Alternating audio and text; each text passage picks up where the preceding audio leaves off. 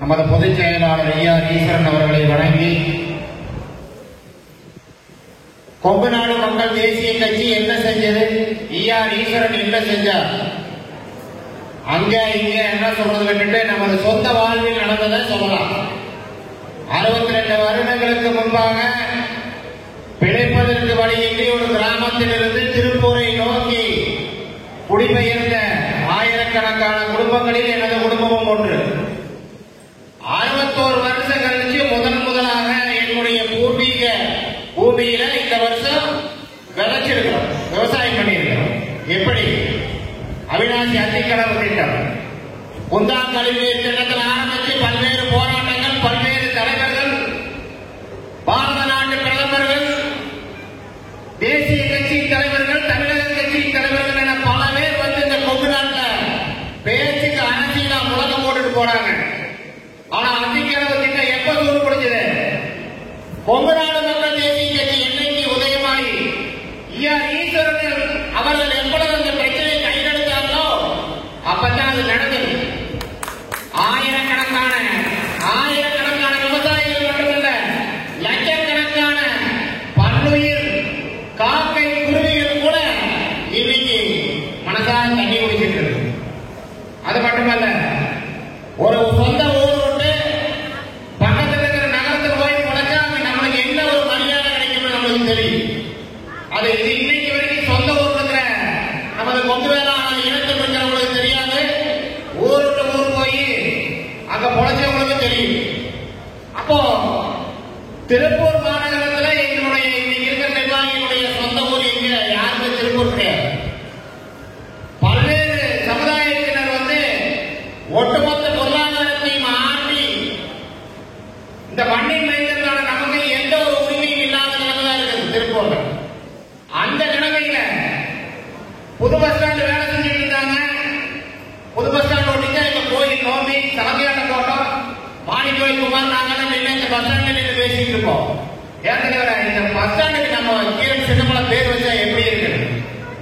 5 வருடங்களுக்கு முன்பாக மாகாளியம்மன் கோயில், அதே மாதிரி புது பஸ் ஸ்டாண்டில் பின்னால் இருக்கிற கோட்டமாரியம்மன் கோயில் விழாவின் போலதான் நம்ம சாமியாட்டங்களுடைய கற்பனை தீரன் சின்னமலையுடைய பெயரை திருப்பூர் நகரத்தில் இருக்கிற புது பஸ் ஸ்டாண்டில் வைக்கணும் அப்படிங்கிறது என்னுடைய கனவாக இருந்தது.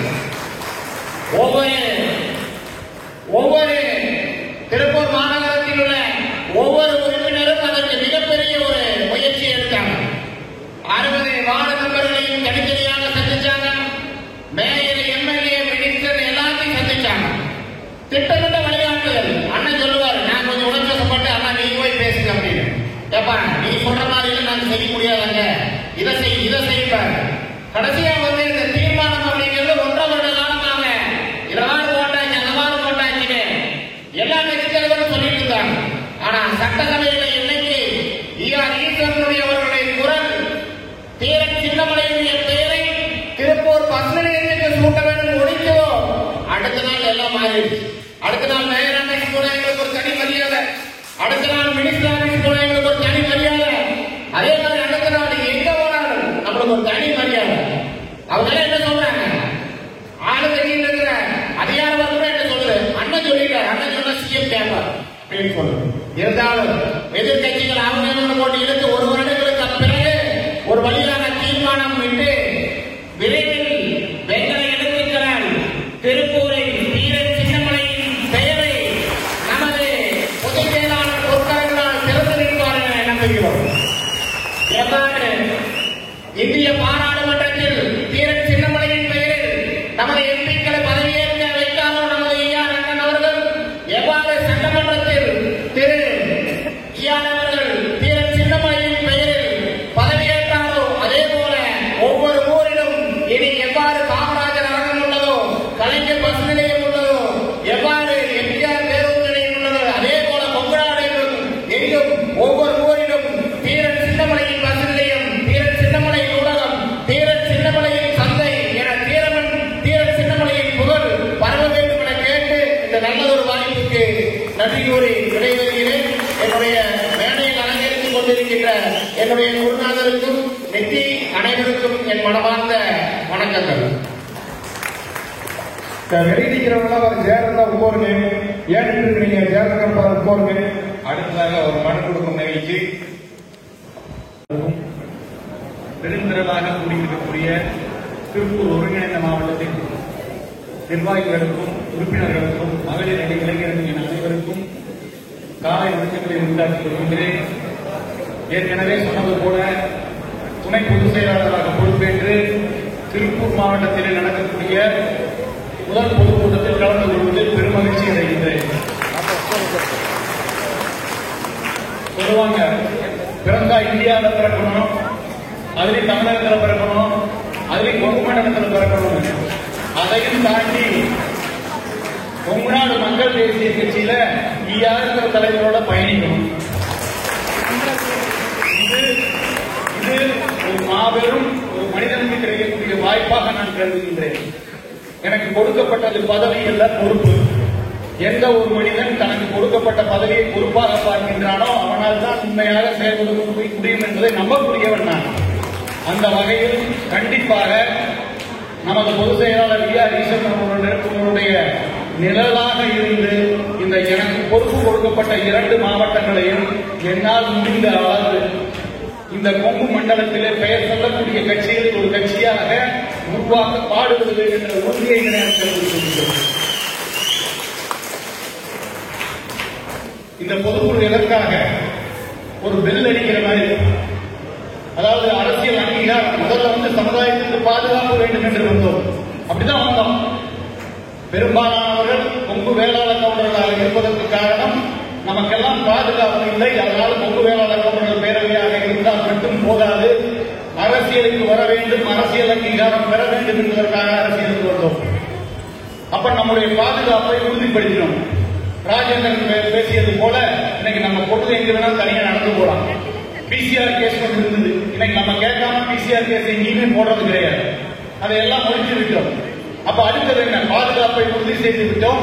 அடுத்தது அரசியல் அங்கீகாரம் வேண்டும் என்று கடந்த 5 ஆண்டு காலமாக பேசிக் கொண்டிருந்தோம். அந்த அரசியல் அங்கீகாரத்தையும் பெற்றுவிட்டோம். கடந்த 5 ஆண்டுகளாக பாராளுமன்றத்திலே எதிர்கட்சியாக இருந்தால் கூட 543 எம்பியில 12வது இடத்தில் இருந்து நமக்கெல்லாம் பெயர் சேர்த்து கொடுத்தவர் எம்பி சிங்கராஜ் அவர்கள். அடுத்ததாக சட்டமன்றத்தில் அப்பழுக்கற்ற ஒரு தலைவராக, மற்ற கட்சிக்காரர்கள் கூட புகழ்ந்து பேசக்கூடிய ஒரு தலைவராக, ஒரு சட்டமன்ற உறுப்பினராக நம்முடைய பொதுச் செயலாளர் இருந்து கொண்டிருக்கின்றார். இப்ப மீண்டும் ஒரு பாராளுமன்ற உறுப்பினர் மாதேஷ் அவர்களை உருவாக்கி அனுப்பியிருக்கின்றோம். அப்ப அரசியல் அங்கீகாரம் பெற்று ஆகிவிட்டது. அடுத்தது என்ன? ஏன்னா கோல் இல்லாம போறதுங்கிறது கோல் போஸ்ட் இல்லாம ஃபுட்பால் விளையாடுற மாதிரி இலக்கு இருக்க வேண்டும். அப்ப அந்த இலக்கை நோக்கி பயணிப்பதற்காக, அடுத்த கட்டத்தை நோக்கி நகர்த்துவதற்காக இந்த பொதுக்குழுவை நாம் நடத்தி கொண்டிருக்கின்றோம். இதற்கு என்னன்னு சொன்னா, அடுத்து வரக்கூடிய உள்ளாட்சி தேர்தல் மற்றும் சட்டமன்ற தேர்தல் தயாராக வேண்டும். ஒரு பாராளுமன்ற உறுப்பினரும் ஒரு சட்டமன்ற உறுப்பினரும் பத்தாது. சென்ற முறை 400 உள்ளாட்சி பிரதிநிதிகளை உருவாக்கணும். இந்த தடவை 1000 பிரதிநிதிகளை உருவாக்க வேண்டும் என்று ஒரு மாபெரும் இலக்கோடு பயணித்துக் கொண்டிருக்கக்கூடிய பொதுச் செயலாளருக்கு நம்ம இத்தனை செய்யற 15 வருஷமா நம்ம எல்லாத்துக்கும் பிரிவு இருக்குது, பாசம் இருக்குது. பாசம் இருந்தா போதுமா? பிரிவு இருந்தா போதுமா? அவருக்கு துணை நிற்க வேண்டாமா? கொஞ்சம் யோசிச்சு பாருங்க. அப்ப இது வந்திருக்கக்கூடிய நாம் ஒவ்வொருவரும் முடிவெடுக்க வேண்டும். எனக்கு கொடுக்கப்பட்டுள்ள பொறுப்பு ஒரு கிளை செயலாளர் என்றால் கூட அந்த கிளையில எத்தனை உறுப்பினர்கள் நீங்க வச்சிருக்கீங்க, எத்தனை பேருக்கு உங்க பக்கம் சேர்த்திருக்கீங்க? பொது மனிதராக மாற வேண்டும். நீங்கள் நாம் வளர்ந்தால் தான் கட்சி வளரும். மற்ற கட்சி போல கிடையாது. நம்முடைய கொங்குநாடு மக்கள் தேசிய கட்சி என்பது நம்முடைய வளர்ச்சியை சார்ந்தது. நீங்க அந்த பகுதியில் வளர்ந்தீங்கன்னா கட்சி வளரும். பொதுச்சாளர் பேர் இருக்கணும், நான் போய் சென்னையில் ஒண்ணும் பண்ண வேண்டாம். நீ இருக்கிற பகுதியில் நீங்க செய்யக்கூடிய வேலை பொதுச்சாளர் பேர் வாங்கிக்கணும். அந்த வகையில் நாம் அனைவரும் நம்முடைய பொறுப்பை வேலை செய்ய வேண்டும். அதே போல எங்களுக்கெல்லாம் எதுக்கு பொறுப்பு கொடுத்தாங்கன்னா, மைக்ரோ லெவல் மேனேஜ்மெண்ட் அடிப்படையில் கீழே இருக்கக்கூடிய பிரச்சனைகளை எடுத்து நம்ம மேல கொண்டு கட்சியை வளர்க்க வேண்டும் என்பதற்காக கொடுத்திருக்கிறார்கள். அது முதல் படி நான் சொன்னது கூட, நீங்கள் ஒவ்வொருவரும் வளர வேண்டும், தலைவர்களாக மாற வேண்டும். நீங்கள் மாறினால் மட்டும்தான் நம்முடைய கட்சிக்கு பெருமை.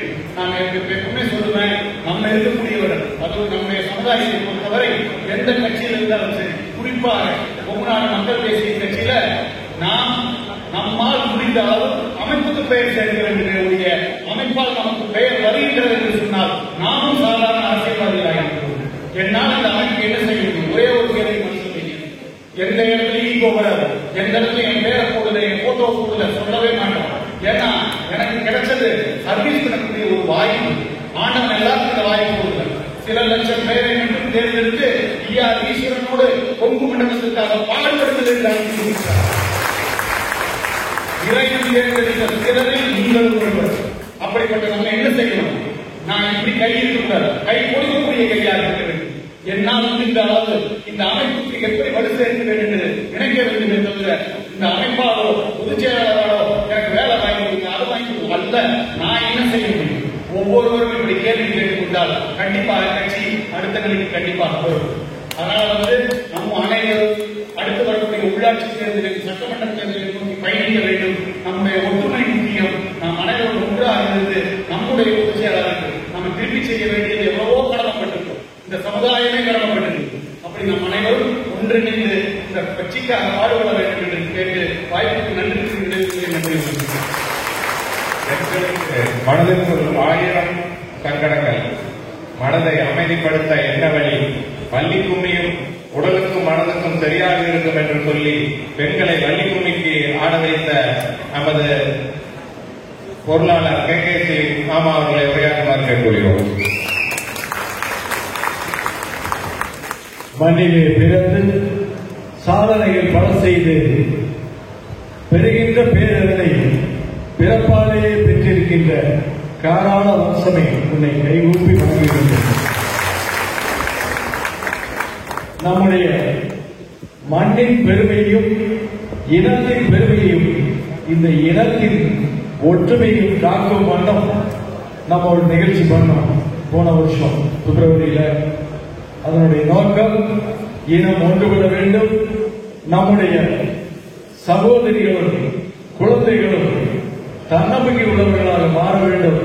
அது மட்டுமல்ல, இந்த இனத்தினுடைய கலாச்சாரம், பண்பாடு, பாரம்பரியம் உலகம் அறிய செய்ய வேண்டும் என்ற நோக்கிலே ஒரு மிகப்பெரிய நிகழ்வினை நடத்தி அதன் மூலம் ஒரு பெரிய சாதனையை செய்திருக்கின்றோம்.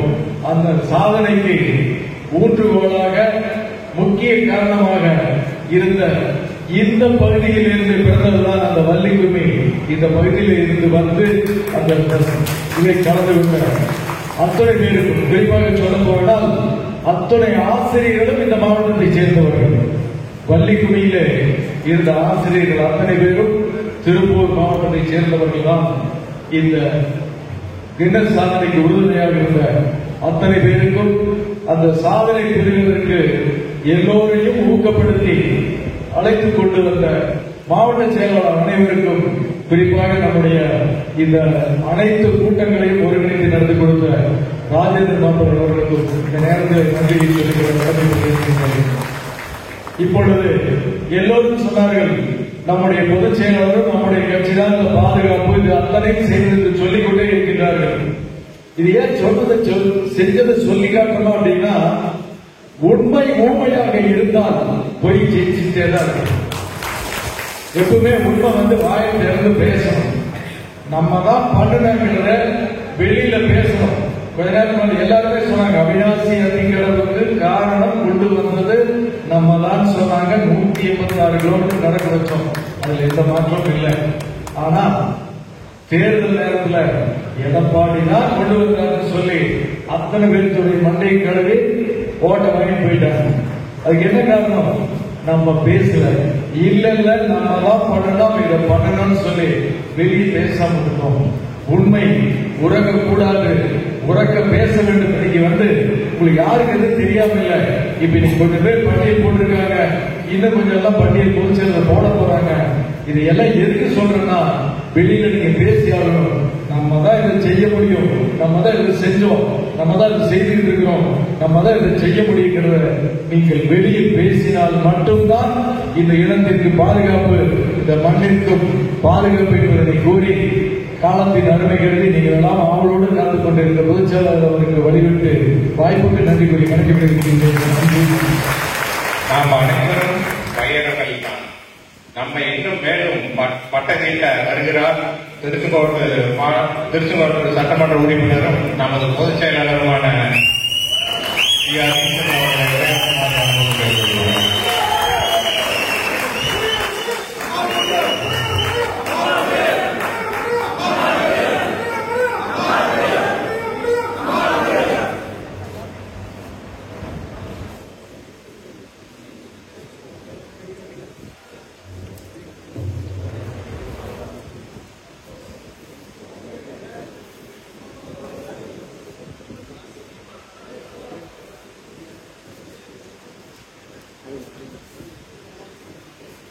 திருப்பூர் மாவட்டத்தினுடைய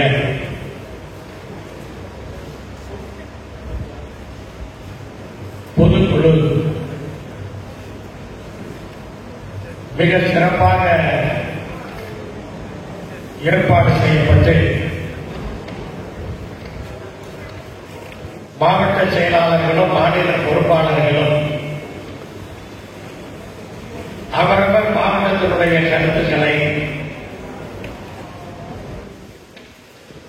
அவரவர் மாவட்டத்தினுடைய தீர்மானங்களை எல்லாம் இங்கே சிறப்பாக எடுத்துரைத்திருக்கிறார்கள்.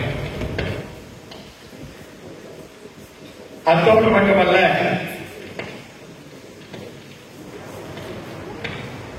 ஜவுளி தொழில் சார்ந்த அத்துணை அமைப்புகளும் கொங்குநாடு மக்கள் தேசிய கட்சி மீது நாங்கள் நம்பிக்கை வைத்திருக்கிறோம் என்று அத்தனை பேரும் இன்றைக்கு மனுவை கொடுத்திருக்கிறார்கள். அதேபோல விவசாயிகள் பல்வேறு பிரச்சனைகளுக்காக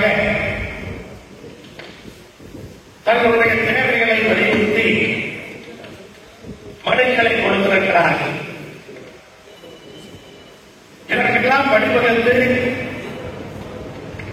அதற்கான மேடையை அமைத்துக் கொடுத்து இந்த சிறப்பான கூட்டத்திலே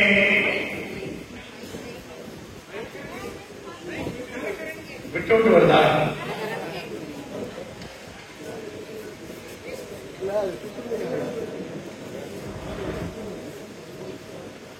இந்த சிறப்பான கூட்டத்திலே அதற்கான மேடையை அமைத்துக் கொடுத்து இத்தனை வாய்ப்புகளையும் நமக்கு கொடுத்திருக்கின்றார்கள்.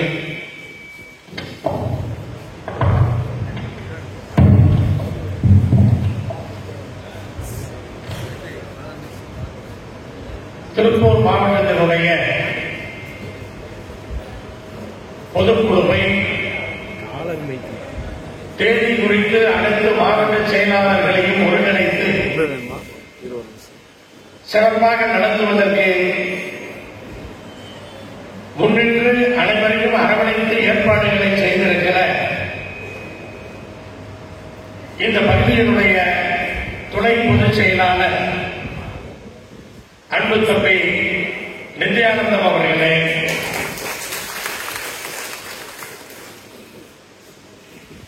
கொங்கு மண்டலத்தினுடைய பாரம்பரிய நடனமான வள்ளிக்கும்மியை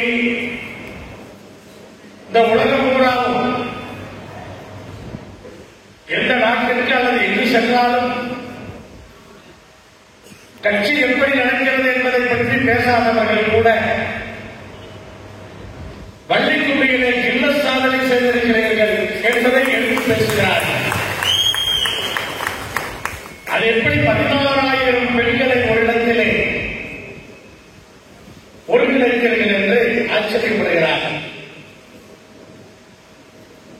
அதை பொறுப்பெடுத்துக் கொண்டு சிறப்பாக நடத்தி காட்டிய நம்முடைய பொருளாளர் KKC பாலு அவர்களே, நம்முடைய மாவட்ட செயலாளர்கள் தம்பி பல்லடம் ராஜேந்திரன் அவர்களே, அபிலாசி சுகுமார் அவர்களே, திருப்பூர் மாநகரத்தினுடைய ரோபோ ரவி அவர்களே, அன்பு தம்பி உடுமலைப்பேட்டை ரகுபதி ராகவன் அவர்களே, அன்பு தம்பி காந்தியம் சக்திவேல் அவர்களே, தாராபுரத்திலிருந்து மாவட்ட செயலாளருக்கு பதிலாக வந்திருக்கிற அருமை சகோதரர் ரத்னம் அவர்களே, மேடையிலே அமர்ந்திருக்கின்ற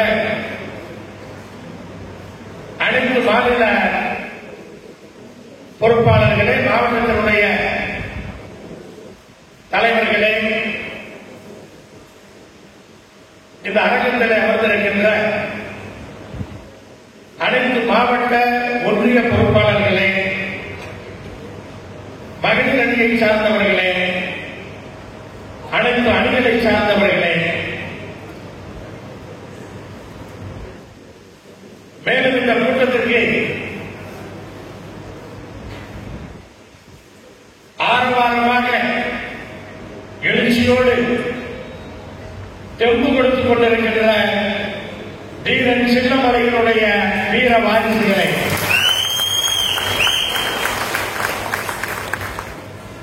அனைத்து விசைத்தறி சங்கங்களை சார்ந்தவர்களே,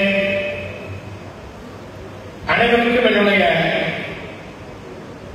காலை வணக்கத்தை தெரிவித்துக் கொள்ளும் பொழுது பத்திரிகையாளர்களை மறந்துவிட முடியாது. நம்முடைய செய்திகளை எல்லாம் இங்கே இந்த மாவட்டத்திலே மட்டுமல்லாமல் உலகம் பூராவும் கொண்டு செல்பவர்கள் பத்திரிகையாளர்கள். அப்படி பத்திரிகை நண்பர்களே, ஊடக நண்பர்களே, இவை அனைத்தையும் மொத்தமாக ஒருங்கிணைத்து மேடை நிர்வாகத்தை சிறப்பாக மேம்படுத்தி செய்து கொண்டிருக்கிற நம்முடைய தலைமை நிலைய செயலாளர் அன்பு தம்பி சுரேஷ் பொன்வேல் அவர்களே, இப்படி அனைவரும் ஒருங்கிணைந்துதான் இந்த கூட்டம் இங்கே சிறப்பாக நடந்து கொண்டிருக்கிறது. இன்றைக்கு பெருந்தரலாக கொங்குநாடு மக்கள் தேசிய கட்சியினுடைய மாணவர் அணியிலும் இளைஞர் அணியிலும் இளைஞர்கள் சேர்ந்திருக்கிறார்கள். அவர்கள் எல்லாம் இந்த தூய்மையான அரசியலுக்கு, நேர்மையான அரசியலுக்கு வருங்கள் வாருங்கள் என்று நான் அவர்களை வரவேற்கின்றேன்.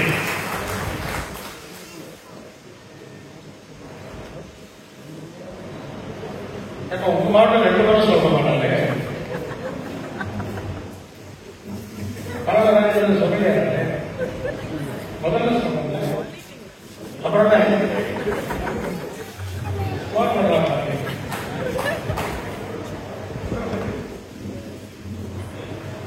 நீ கொடுக்கிற கஷாயம் குடிக்கிறதே தண்டனை.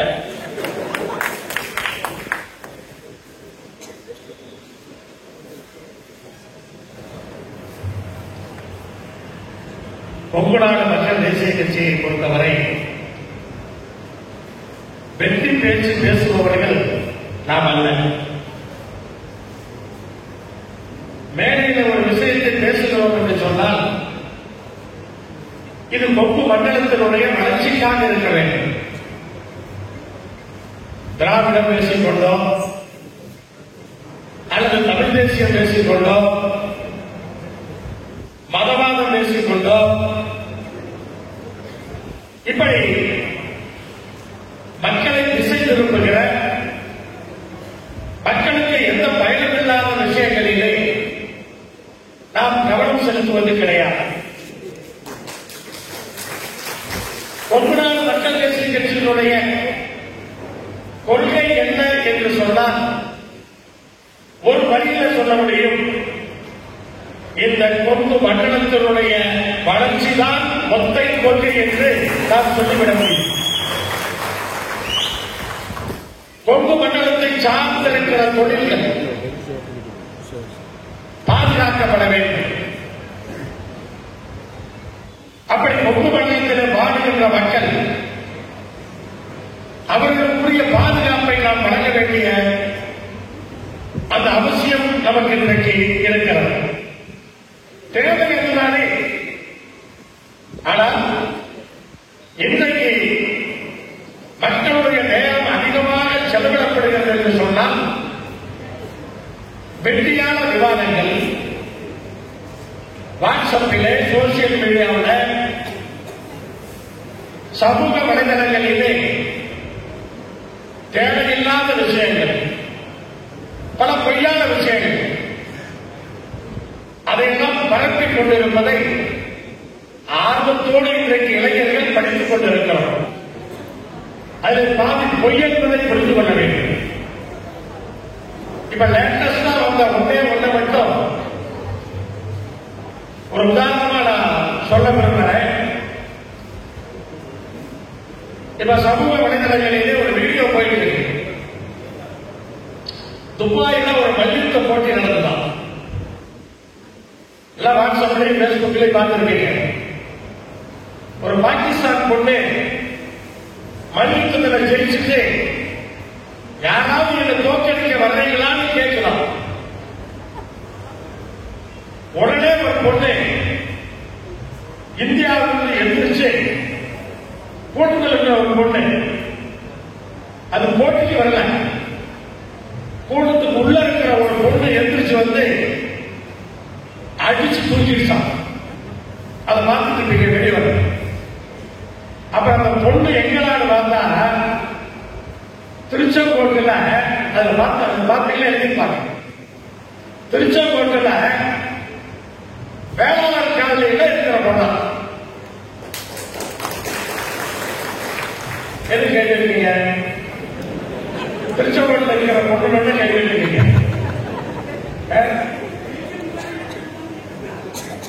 திருச்செங்கோட்டில் ஒரு 100 பேர்த்த அனுப்பிச்சு வேளாண் காலையில் பூரா தள்ள போட்டேன்.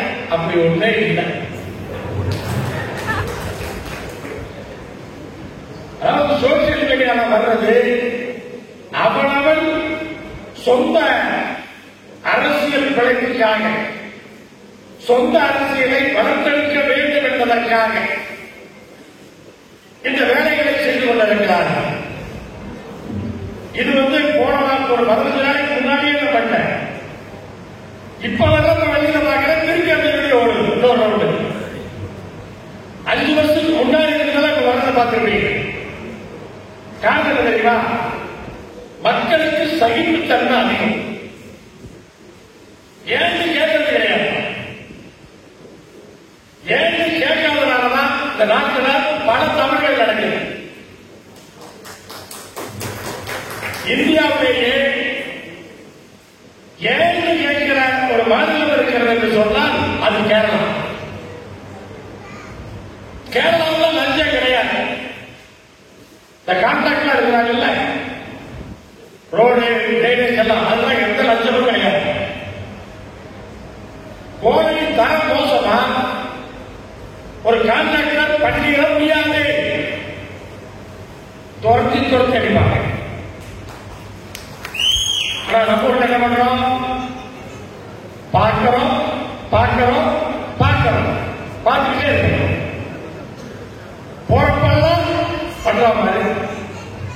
பண்ற மாதிரி இவ்வளவு பேசக்கூடிய அவனை தடுக்கமாட்டு கேட்டா கிடையாது. அதை விடும்போது அந்த ரோடு 6 மாசத்துல வர மழையில போயிடும். அப்பவும் குழம்புவான்.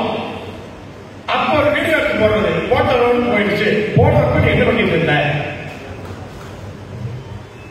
என்னைக்கு மக்களுக்கு அந்த ஆர்வம், இது நம்ம படம், ஒவ்வொரு பைசாவும் நம்ம மதிப்படம், இந்த படம் வீணாக கூடாது அப்படிங்கிற ஒரு எண்ணம் என்னைக்கு மக்களுக்கு வருதோ அன்னைக்கு தான் ரோடு போடுறவன் நிகழ்ச்சிக்கிறவெல்லாம் திருந்துவான். திருந்த மாட்டான்.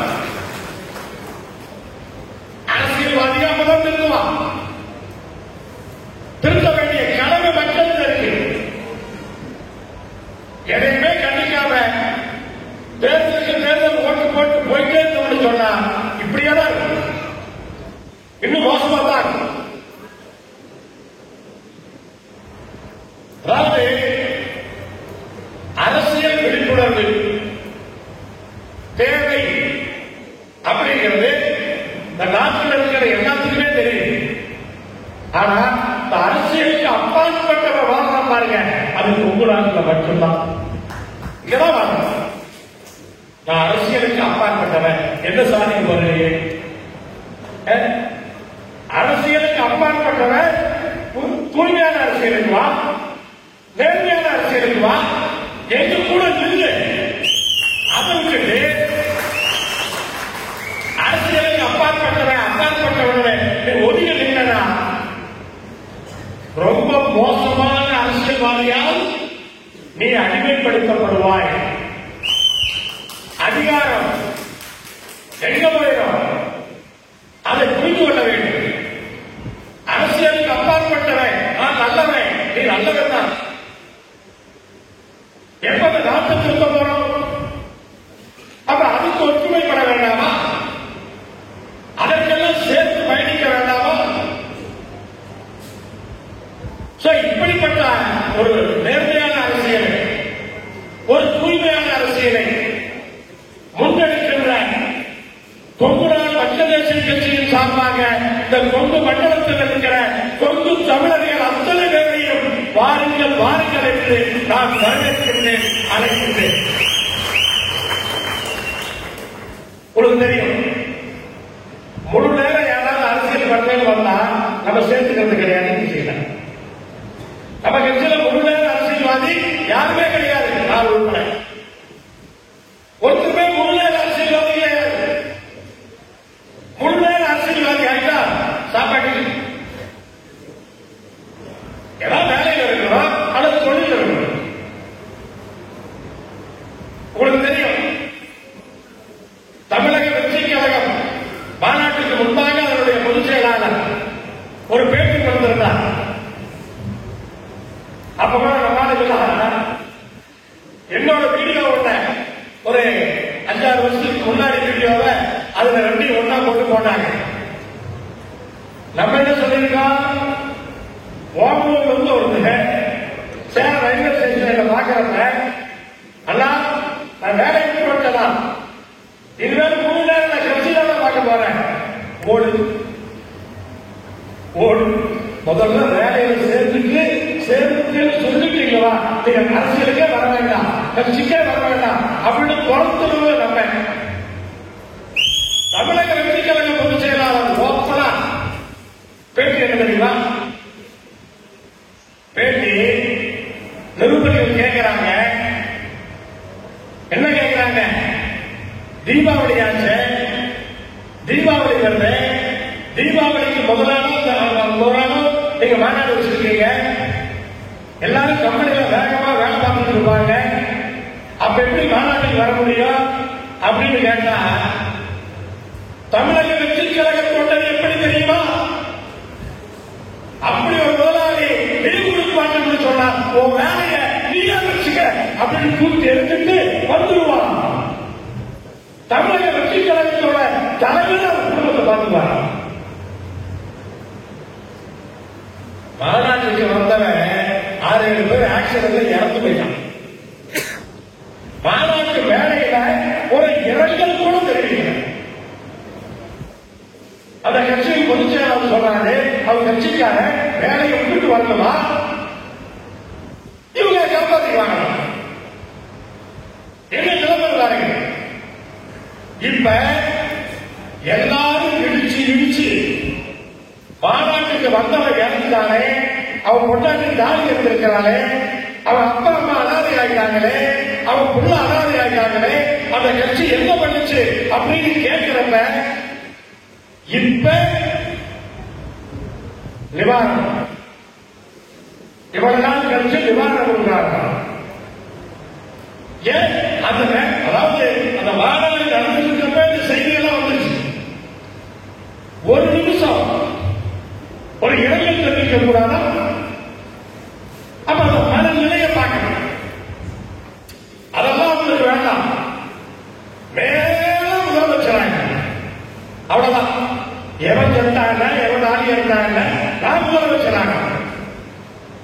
அப்படிப்பட்ட அரசியல் இன்றைக்கு திடீர்னு யாராவது வெளிநாட்டிலிருந்து வந்து தமிழ்நாட்டோட அரசியலை எப்படி இருக்குதுன்னு நம்ம தெரிஞ்சுக்கலாம் அப்படின்னு சமூக வலைதளத்தையோ அல்லது பேப்பரையோ அல்லது தொலைக்காட்சி விவாதங்களையோ எடுத்து பார்த்தாங்க வச்சுங்க. புதுசா வெளிநாட்டுல வராது, நம்ம அரசியலுக்கு போறோம், என்ன அரசியல் நடக்குது எப்படி இருக்குது பார்க்கணும் போனாலும் வச்சுக்க. தமிழ்நாட்டில் இருந்தும் அரசியல் தான் அப்படின்னு அவர் புரிஞ்சுக்குவார். இந்த சோசியல் மீடியா டிவி பேப்பர்லாம் பார்த்தீங்கன்னு வச்சுக்க, தமிழ்நாட்டில் சீமானும் விஜய் தான் இருக்கிறாங்க, வேற யாருமே இல்லை அப்படின்னு தினம் விவாதம். எதுக்குன்னு தெரியல. சீமானும் விஜய் என்ன பண்ண போறாங்க? என்னமோ அவங்க 2 பேர் தான் வர தேர்தல் நீயா நானா. திமுக கிடையாது, அண்ணா திமுக கிடையாது, எதிர்கட்சி கிடையாது. பார்க்கிறவங்க குழப்பம் வேணாம் இல்லையா? திமுக அண்ணா திமுக விட அதிகமா அவங்க அவரை பத்தி பேசுறது இன்னொருத்தர் அமைதியாவே இருக்காரு. எப்ப பேச போவாருன்னு தெரியல. பாராட்டு சொல்லி சூடி போயிட்டாரு. ஒரு தேர்தல் செலவு சம்பாதிக்கிறாங்க. இப்படி இன்னைக்கு இருக்கிற அரசியல் இப்படி இருக்கு. இப்படிப்பட்ட இந்த அரசியல்ல இதுக்குள்ளதான் நம்ம பயணிக்கணும். இதுக்குள்ள பயணிக்கிறப்பதான் நம்முடைய கொள்கை தனி கொள்கை. இந்த கொண்டு மண்டலம் வாழ வேண்டும். நம்முடைய இளைஞர்களுக்கு வேலை வாய்ப்பு வேண்டும். இன்னைக்கு நிலைமை என்ன? விவசாயத்தில் இருந்தவங்க விவசாயத்தில் லாபம் இல்லைன்னு சொல்லி சொத்தை வச்சு தான் பொண்ணுக்கு கல்யாணம் பண்ணலாம், சொத்தை வச்சு தான் பொண்ணையோ பையனையோ படிக்க வைக்கலாம். அப்படிப்பட்ட நிலைமையில விவசாயம் போச்சுன்னு குழந்தைக்கிறோம். இன்னைக்கு ஜவுளி தொழிலை நம்பி இருக்கிறாங்க. அத்தனை பேரும் தயிர்தான் இறங்கி போகுது. அது எந்த பிரயோஜனம் இல்லை. அப்ப இருக்கிற சொத்தை பூர்வீக சொத்தை விற்றுத்தான் எப்படி விவசாயிகள் விலைக்கு போனாங்களோ அதே மாதிரி ஜவுளி தொழில். எந்த ஜவுளியில எது இருந்தாலும் சரி, விசைத்தறியா இருந்தாலும் சரி, ஆட்டோமா இருந்தாலும் சரி, அல்லது ஆயுதாரியா இருந்தாலும் சரி, ஸ்பின்னிங்களோட நிலைமையே அங்கே ஆயிடுச்சு. அப்படிப்பட்ட ஒரு சூழல் இன்றைக்கு இந்த தறித்தொழில் ஜவுளி தொழில். இப்ப இதையெல்லாம் காப்பாற்ற வேண்டாமா? அப்ப நம்முடைய கொள்கை என்ன? விவசாயத்தை காப்பாற்றணும், இந்த ஜவுளி தொழிலையும் காப்பாற்றணும். அதற்கான முயற்சிகளை முழுமையாக எப்போதும் கொங்குநாள் மக்கள் தேசிய கட்சி எடுத்துக் கொண்டிருக்கிறது என்பதை இந்த நேரத்தில் அனைவருக்கும் உறுதியாக நம்பிக்கையை தெரிவித்துக் கொள்கிறேன். மாண்புமிகு மின்சாரத்துறை அமைச்சர் அவர்கள் மீண்டும் பொறுப்பேற்றுக் கொண்ட உடனேயே பார்க்க சென்ற உடனேயே என்னுடைய முதல் வேலையான இந்த விசைத்தறியையும் ஆட்டோவையும் காப்பாற்றுவதற்கு ஒரு சில விஷயங்களை செய்யவில்லை என்று சொன்னால் அது அழிந்து போய்விடும் என்று நான் சொல்லி வந்திருக்கிறேன். யார் வந்து கோரிக்கை வச்சுதான் அவர் பேசும்போதே சொன்னாங்க, இலவச மின்சாரம் 250 யூனிட் 1000 யூனிட் மாற்றுவாங்கன்னு நம்ம சங்கங்களே கேட்கலாங்க. மின்சார கட்டணம் பாதியா குறைச்சாங்க, மீதி பாதி எப்படி காம்பன்சேட் பண்றது? அப்ப அந்த 750 தேர்தல் வாக்கு 1000 யூனிட் 1000 யூனிட் கொடுத்துட்டா ஓரளவுக்கு அது பாதுகாக்கப்படும் அப்படின்னு சொல்லிட்டா அன்னைக்கு சங்கங்கள் வச்ச கோரிக்கை மின்சார கட்டணத்தை குறைக்கணுங்கிறது மட்டும்தான். அப்ப ரெண்டையும் சேர்த்து கொடுத்தா இந்த பிரச்சனை தீர்ந்துருவேன் அப்படின்னு சொல்லிட்டா அன்னைக்கு 750 1000 யூனிட்டா மாத்தினாங்க. இப்படி இந்த விசைத்தறியை ஜவுளி தொழிலை வாங்க வைப்பதற்காக நமக்கு விவசாயத்தையும் பாதுகாத்தாலும் நம்முடைய விசைத்தறி தொழிலையும் பாதுகாத்தாலும் அதே போல இந்த இலவச வேட்டி சேலை ஒரு சில எங்க தைக்கிறார்கள் என்று சொன்னால்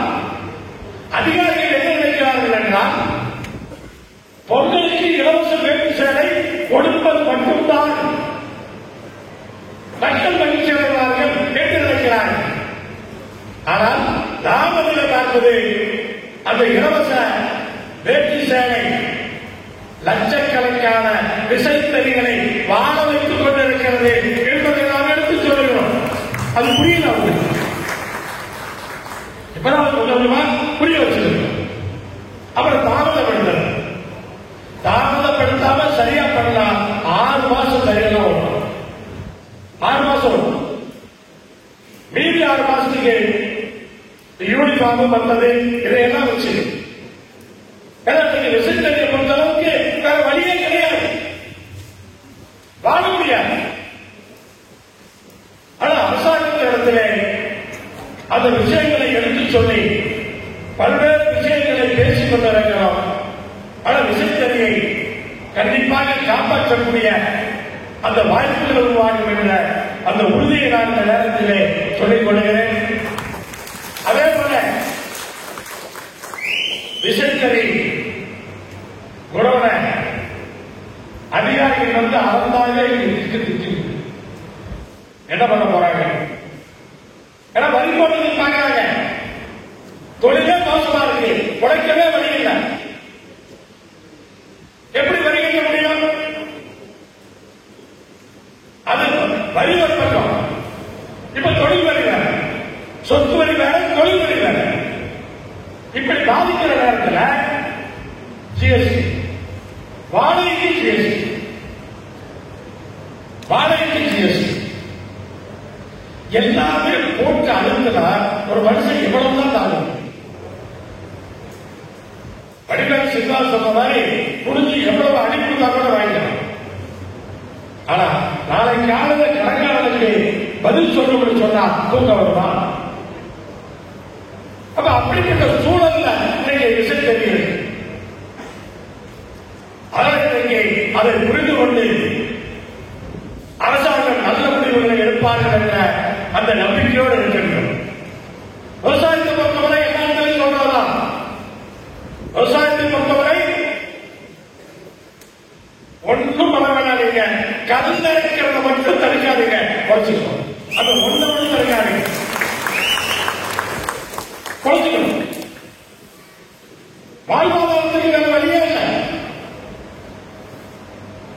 என்ன பண்ணிட்டாங்க? ஆடநிலையான நல்லாரு 50 வருஷம் போராடணும், நடந்ததான். ஆழ்நிலை நல்லாரு அதை தீவிரப்படுத்தி நிறைவேற்ற வேண்டிய அந்த அவசியம் இருக்கிறது. அப்பதான் தண்ணி பிரச்சனை தீரும். இந்த பகுதிக்கான தண்ணீர் பிரச்சனை அப்பதான் தீரும். அதே மாதிரி பார்த்தீங்கன்னு சொன்னா இந்த பகுதி பூராவே சாயக்கழிவு தண்ணி, மாநகராட்சி நகராட்சி தண்ணி அத்தனையும் நீர் ஆதாரங்கள்ல கலக்கிறதுனால தீர்வே இல்லைங்க. என்னென்னவோ சொல்றோம்.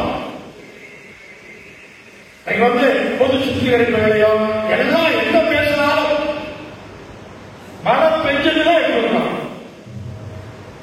மழை பெஞ்சா போச்சு. எல்லா பொருளையும் மழை பெஞ்சா நல்லதுன்னு சொன்னா இங்க மழை பெஞ்சா அது எடுத்து விடணும். நொய்யல புருஷன் புரிச்சு கிடையாது. அப்ப அதிலிருந்து என்ன தீர்வு? ஆனா மக்களுக்கு நம்ம தான் பேசிட்டு இருக்கிற பொதுமக்களுக்கு இன்னும் தீர்வு வரல, அவங்களுக்கே விழிப்புணர்வு வரல. வர்ற அத்தனை கேன்சருக்கும் காரணம் இதுதான். அதை புரிந்து கொள்ள வேண்டும். கேன்சரும் உடல் வியாதியும் என்னென்னவோ வியாதி, அத்தனைக்கு காரணம் இதுதான். ஆனா அவ்வளவு விழிப்புணர்வு மக்களுக்கு இருக்கா? எவ்வளவு குடும்பங்கள்ல வேதனை சோதனை, நல்லா இருக்கிற ஒரு மனுஷன் ஆஸ்பத்திரிக்கு போய் செக் பண்ணிட்டு வந்த உடனே கேன்சர் லெவலை தாண்டிடுச்சு, காப்பாற்ற முடியாது. அதிகமா 2 வருஷம். இப்படி சொல்லும் போது நம்முடைய என்னன்னு யோசிச்சு பாருங்க. மழை என்ன பதவடைகிறது? இது மாதிரிலாம் முன்னாடி இருந்து நான் யோசிச்சு பாருங்க.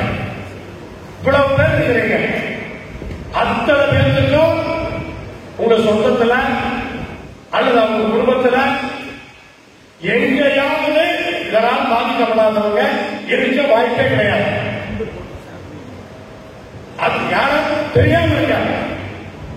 ஒண்ணுக்கு ஒண்ணு சொந்தமா சொந்த குடும்பத்திலேயா இந்த கேன்சர் பாதிப்புங்கிறது இன்னைக்கு அவ்வளவு காரணம் தான். ஆனா இதற்கான தேவை அரசாங்கமும் கிடையாது, மத்திய மாநில அரசுகள் தான் பண்ணணும். என்ன கெட்டு போச்சு? திருப்பூர் மாவட்டத்திலிருந்து எவ்வளவு டாலர் சம்பாதிச்சு கொடுக்கிறோம், எவ்வளவு பார்மிஷன் சம்பாதிச்சு கொடுக்கிறோம் அரசாங்கத்துக்கு. ஏன் இன்னொரு 5000 கோடி கொடுத்தா என்ன? லட்சக்கணக்கான கோடிகள் அதையெல்லாம் இன்னைக்கு வந்து மத்திய அரசு செலவு பண்றாங்க. மத்திய மாநில அரசுகள் சேர்ந்து ஒரு 5000 கோடி திருப்பூர் இவ்வளவு பேருக்கு வேலை கொடுக்கல. வேற மாநிலங்கள்ல இருந்து வேற மாநிலங்கள்ல இருந்து இவ்வளவு பேருக்கு வேலை கொடுக்குது. கண்ணுக்கு தெரியாம பங்களாதேஷ்காரங்களும் வேலை கொடுக்குது. இப்படியெல்லாம் வேலை கொடுக்கிற திருப்பூருக்கு ஒரு பக்கம் லட்சக்கணக்கான வேலை வாய்ப்பு, இன்னொரு பக்கம் தாராளம் சம்பாதிச்சு கொடுக்கிறாங்க. ஆனா அத்தனையும் இங்க இருக்கிற மக்கள் தங்களை உருக்கிக் கொண்டு அரசாங்கத்தை காப்பாற்றுகிறார். அதை இந்த அரசு புரிந்து கொள்ள வேண்டும். இதான் உண்மை. அப்படிப்பட்ட சூழல்ல தான் நாம் இங்கே வாழ்ந்து கொண்டிருக்கிறோம். அதே போல இன்றைக்கு தமிழ்நாட்டிலே திருப்பூர் மாவட்டத்தில் தான் அதிகமான கொலை நடக்கிறது. திருப்பூர் மாவட்டத்தில் தான். காரணம் என்ன? கொடுக்கல் வாங்கல் அதிகம், வெளியூர்காரங்க அதிகம். எந்த மாவட்டத்திலும் இப்படி கிடையாது. அதிகமாக வெளியூர்காரங்க வாழ்ற மாவட்டம் சொன்னா அது திருப்பூர் தான். அடையாளம் தெரியாது. அப்படிப்பட்ட சூழல்ல திருப்பூரை பாதுகாக்க வேண்டிய அந்த அவசியம் அரசாங்கத்தில் இருக்கிறது. திருப்பூர் மாவட்டத்தில் எங்கெல்லாம் சென்சிட்டிவ் பார்க்கிறீங்களோ அங்கெல்லாம் ஒரு போலீஸ் ஸ்டேஷன் போடுங்க. என்ன தவறு? எவ்வளவு செலவாகும்? குறைஞ்சபட்சம் ஒரு 10 போலீஸ் ஸ்டேஷன் ஆகுது திருப்பூர் மாவட்டத்தில். பல இடங்களில் போடணும். பல்லடத்தில் மட்டுமே 4 போலீஸ் ஸ்டேஷன் போடணும். கொலை நடந்தப்பவே நான் கோரிக்கை வச்சோம். பல்லடத்தில் புறநகர்ல ஒரு காவல் நிலையம் வேண்டும். ஏன்னா இருக்கிற ஒரு போலீஸ் ஸ்டேஷன் கம்ப்ளைண்ட் அவங்களால சமாளிக்க முடியல. வெளியே சொல்ல மாட்டாங்க, வெளியே சொல்ல முடியாது. ஆனால் ஒட்டனடியா 3 கொலை நடந்தது. அந்த ஈரமே எங்க காயல. இன்னும் சாங்கியமாக பண்ணல. இன்னைக்கு காலம் அவனாசியில் ஒரு கொலை, அவனாசியில் ஒரு கொலை காலையில ரோட்ல நடந்து போனால வெட்டியிருக்காங்க. என்ன பாதுகாப்பு இருக்கு? ரோட்ல நடந்து போனால காவல்கள் தானே. இன்னைக்கு காலை கொண்டுட்டாங்க. அப்ப என்ன உடனடியா இன்னும் தாமதப்படுத்தக்கூடாது. ஆயிரக்கணக்கான காவல்துறை அதிகாரிகள் வச்சிருக்கோம். ஏன் இந்த மாவட்டத்துக்கு ஒரு 100 போலீஸ்காரங்க சேர்த்து போடுங்க, சுற்றி வர சொல்லுங்க, பாக்க சொல்லுங்க. அப்பதானே கொலை பண்றவங்களுக்கு பயன்படுத்தும். இன்னும் பல விஷயங்களை சுட்டு தொடங்காமல் திருப்பூர்ல இத போல பிரச்சனைங்கிறது இன்னைக்கு நேரத்தல்ல, தொடர்ந்து. காரணம் பலதரப்பட்ட மக்கள். யாருமே அடையாளம் தெரியாதவங்க வட இந்தியாவில் இருந்து இப்படி பழகும். ஆனால் திருப்பூருக்கான அந்த முக்கியத்துவம் காவல்துறை சார்பாக கண்டிப்பா இன்னும் தாமதப்படுத்தாமல் உடனடியாக பல்லடம் புறநகர் காவல் நிலையத்தை உடனடியாக அமைத்து காவல்துறை அதிகாரிகளை அதிகப்படுத்த வேண்டும். பண்ணினாதான் காப்பாற்ற நடவடிக்கை எடுக்கலன்னு சொன்னார். இப்ப அடுத்த முறைக்கு வெயிட் பண்றவா? இதே பக்கத்துல தோட்டத்தில் உட்கார்ந்து மது அருந்தவர்கள ஏண்டா குடிக்கிறீங்க என் தோட்டத்தில் கேட்டதுக்கு குழப்பம் துரத்தி வைக்கலாம். அதே நம்ம மறுபடியும் இன்னொரு முறை இப்படி ஆகலாம். ஆனால் காவல்துறை வேகமாக இதற்கு நடவடிக்கைகளை மேற்கொள்ள வேண்டும். இப்ப என்ன இப்படி துரத்தி நடக்கிறவங்க வைக்கலாம். இன்னொரு பக்கம் விவசாயிகள் யாருமே நிம்மதியா வாழக்கூடியன. காலையில் எழுந்திரிச்சு நேரம் காட்டுக்கு போய் ஆடெல்லாம் பத்திரமா இருக்கா அப்படின்னு பார்த்துட்டு வர வேண்டிய அந்த கட்டாயத்தில் இருக்கா. தெருநாய் தினவரத்தில் கிடைக்கும். இதுவரைக்கும் தீர்வு வரல. இதுவரைக்கும் அதுக்கான தீர்வு வரல. தெருநாய்கள் ஆடுகளை கடித்து பழக்கப்படுகிறது. அப்படி பழக்கப்பட்ட ஒரு நாய்தான் ஒரு குழந்தையை பூங்காவில் வச்சு சென்னையில் கடிச்சு ஆடுகளை கடிச்சு பழக்கமாயிடுச்சுன்னு சொன்னா அடுத்து குழந்தைகளை கடிக்கிறதுக்கு நாளாக நடந்துட்டு போக போக போக போக பின்னாடி வந்து கண்ணைக்கால பிடிச்சு கடிச்சு இது நடக்கிறதுக்கு வெகு தூரமாக உடனடியாக இதற்கான தீர்வு வேண்டும். எப்படி அந்த திருநாய்களை பிடித்தீங்களோ என்ன பண்ணுவீங்களோ தெரியாது. திருநாய்களை நம்மளோட பண்ண முடியாது. உடனே வந்துடுவாங்க.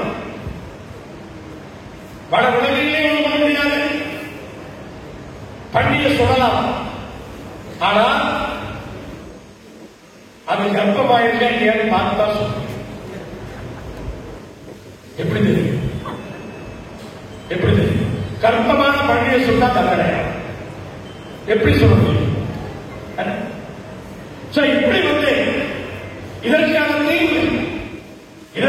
தீர்வுகளை கண்டிப்பாக கண்டாக வேண்டிய அந்த அவசியம் இருக்கிறது என்பதைத்தான் அழுத்தமாக நேரத்திலே நான் சொல்லிக் கொள்கிறேன். இப்படி பல்வேறு விஷயங்கள் நாம் பொதுக்குழு நடத்துகின்ற இந்த நேரத்திலே அரசுடைய கவனத்திற்கு கொண்டு செல்ல வேண்டிய இந்த விஷயங்கள் எல்லாம் இன்றைக்கு இருந்து கொண்டிருக்கிறது. இன்றைக்கு தேர்தல் நெருங்கிவிட்டது.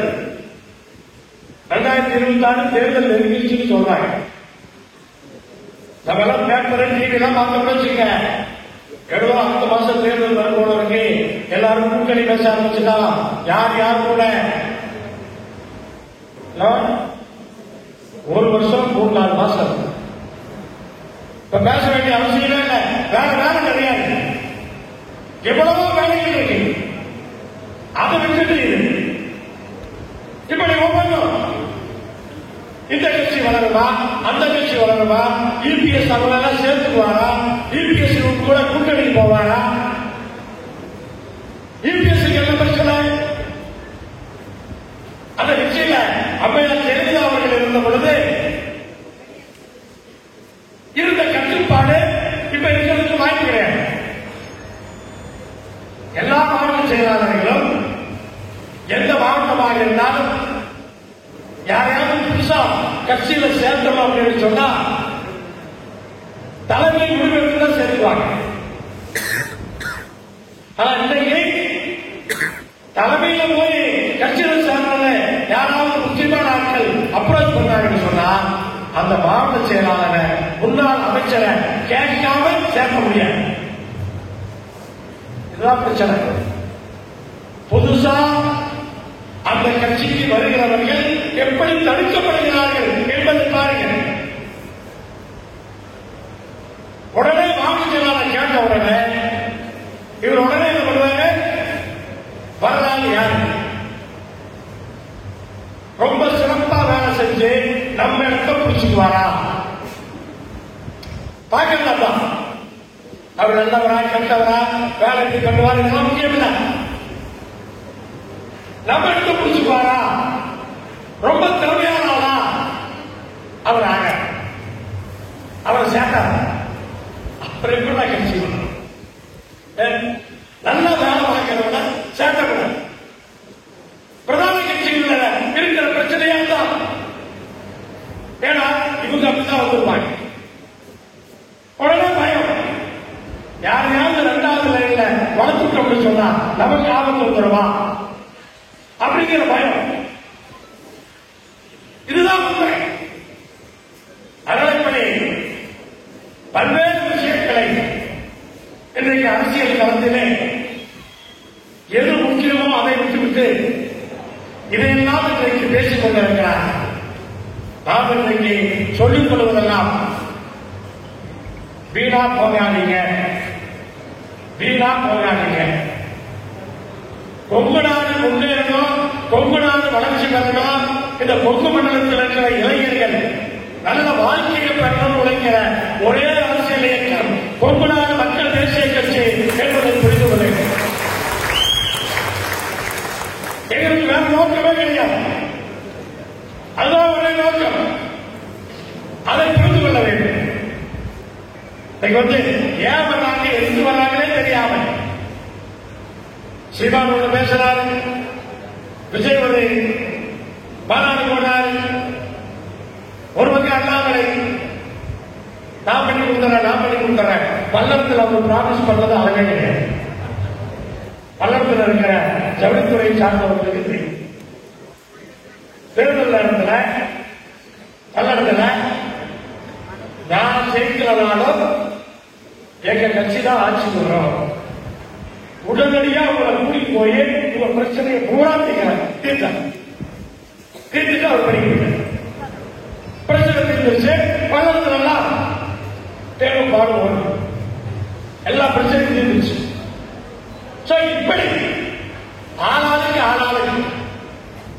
அவங்களுக்கு அப்பறிக்கிற அவங்க தேவைக்கு தகுந்த மாதிரி மக்களை பயன்படுத்துகிற மனப்பான்மை, அந்த மனப்பான்மையை எப்ப இந்த நாடு புரிஞ்சுக்கிறதோ, உண்மை என்று பொய் என்று தெரியாம ஏமாறுற வரைக்கும் ஏமாத்துறவா இருக்கிறதா இருக்கும். அதை தூக்கி பார்க்கணும். இவங்களுடைய வரலாறு என்ன, இவங்களுடைய வரலாறு என்ன நோக்கம்?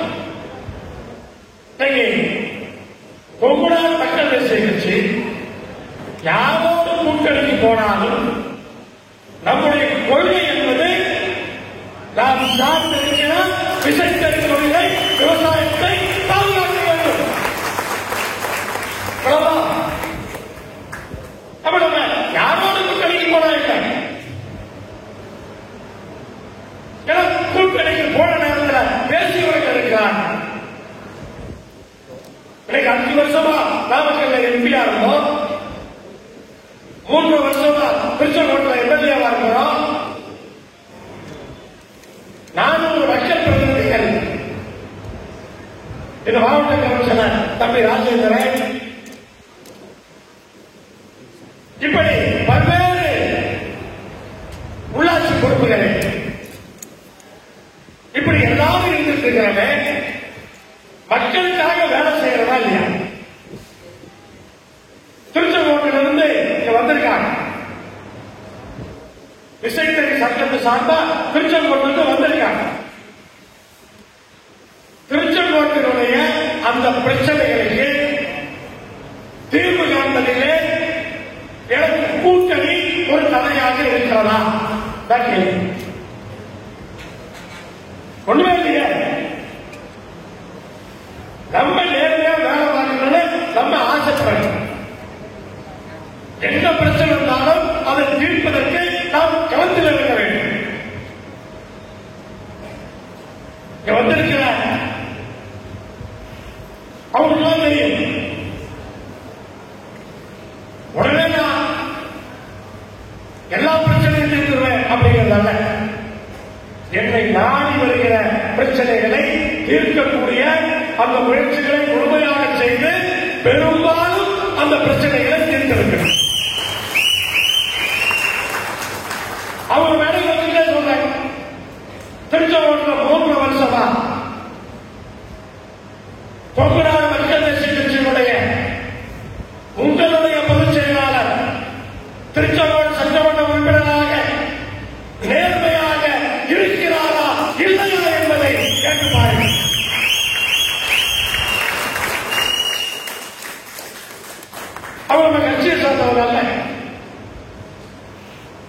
அதிமுகவில் அதிமுகவை சார்ந்தவர் இருக்கிறார், மற்ற கட்சிகளை சார்ந்தவர்கள் இருக்கிறார். இப்படிதான் இருக்கும், காலங்காலத்துக்கு இப்படிதான் இருக்கும். எங்க கொள்கை மாறாது, கட்சியோட கொள்கை யார் ஜெயிச்சாலும் இப்படிதான். இதெல்லாம் மக்களுக்கு அப்படியெல்லாம் இருக்குமா, அப்படியெல்லாம் முடியுமா அப்படின்னு சந்தேகத்தை கிளம்பணும். இப்படிதான் இருக்கும், எங்களால் இப்படிதான் முடியும். கட்சியில் இருக்கிற அத்தனை பேருக்குமே வேற வேலை இல்லாதவங்க யாரும் கிடையாது, எல்லாத்துக்குமே வேலை. அப்புறம் தான் அரசியல் வந்து யாருமே எங்களை பார்த்து சொல்லிட முடியாது. வேலை இல்லாமல் இருக்கிறவங்க ஒருத்தர் சொல்லிட முடியாது, ஒரு ஆளோட சொல்லிட முடியாது. அப்படி முழுமையாக அரசியலை தூய்மையாக நேர்மையாக செய்கிற ஒரு இயக்கமாக கொங்குநாடு மக்கள் தேசிய கட்சி இருக்கிறது என்பதை மக்கள் புரிந்து கொள்ள வேண்டும், பொதுவாக இருப்பவர்கள் புரிந்து கொள்ள வேண்டும் என்ற அந்த அன்பான கோரிக்கையோடு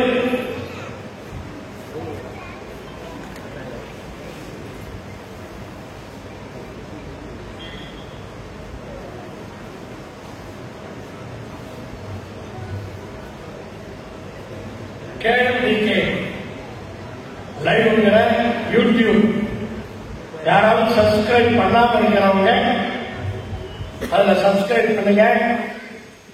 கட்சியோட நடவடிக்கைகள் செயல்பாடுகள்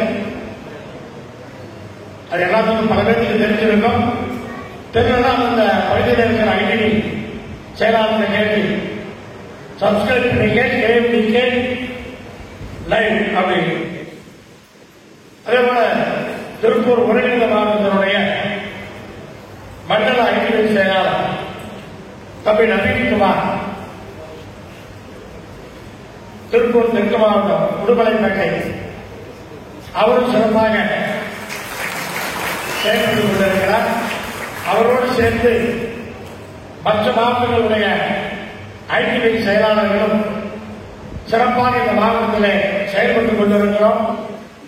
இன்னும் நம்முடைய பணிகளை முன்னெடுத்துச் செல்வதற்கு அவர்களுக்கு முழுமையாக நீங்கள் ஒத்துழைப்பு தர வேண்டும் என்று அன்போடு உங்களை இந்த நேரத்திலே கேட்டுக்கொண்டு, இந்த நேரத்திலே இந்த மண்டபத்தை புது ஏதா நான் கேட்டேன், திருப்பூர் டவுன்ல பொதுக்குழு போட்டுக்க வேண்டியதானே, இதையே கொண்டு வந்து பல்லட மங்கள ரோட்ல போட்டீங்க அப்படின்னு ராஜேந்திரன் கேட்டா, இல்ல ஊருக்கு கொண்டு போயிட்டீங்களா அப்படின்னு கேட்டா, நம்முடைய துறை பொதுச் சொல்றாரு, இந்த மண்டம் தானே இலவசம், இந்த மண்டபம் தானே எப்பனாலும் இலவசமாக இருக்கிறாங்க.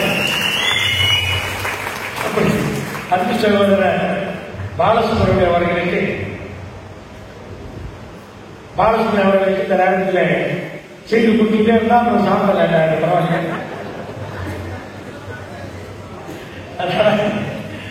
அவர்களுக்கு இந்த நேரத்தில் நன்றியை தெரிவித்து, நரகத்தில் பாதி பேர் பெண்கள் அசையாமல் அமர்ந்திருக்கிறேன். கடைசியா உங்களை பத்தி பேசி முடிக்கணுங்கிறதான். நீங்க எங்களுக்கு பின்னாடி கிடையாது, எங்களுக்கு முன்னாடி இருக்கிறீங்கன்னு எங்களுக்கு தெரியும். எப்பவுமே உங்களுக்கு பின்னாடி தான் நான். நம்முடைய பொதுக்குழுவாகட்டும், மாநாடாகட்டும், மகளிர் கூட்டம் சரிபாதியாக இருப்பது ஒரு வழக்கமாக இருக்கிறது. அது இந்த வகுப்பு ஆரம்பிச்சதுனால கேட்கவே வேண்டாம். மேலும் இதுபோன்ற செய்திகளுக்கு KMDK லைவ் சேனலை லைக் பண்ணுங்க, ஷேர் பண்ணுங்க, சப்ஸ்கிரைப் பண்ணுங்க.